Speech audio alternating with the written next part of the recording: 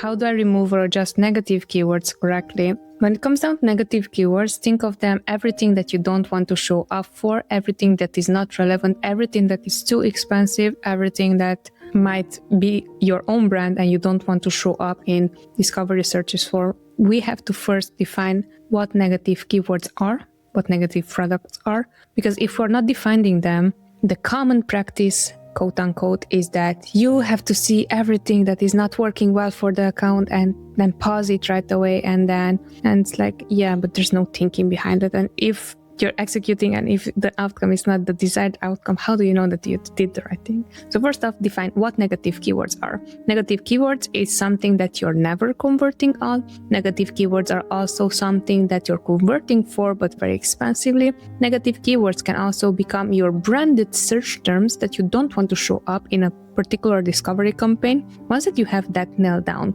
And also negative products or targets can be, again, applicable the same thing. Products that you don't want to show up for, products that are too expensive, products that are your own. Once that you have that, jot it down, now you can go, okay, so what should become a negative, right? And then once that you understand that all those things are going to be negatives, then you're going to see, okay, now let's go through my search term report and let's see what's the information that I'm paying for technically, because the search term reports is information that you're paying for. And based on that, you're going to decide, should this keyword become always negative? Should these keywords become negative, but only in phrase match? Should I place them? You will see always the same root or the same word within a search term that's never converting for you. Should you add that as a negative phrase match? Should you add it as a negative exact match? Should you add it as negative product?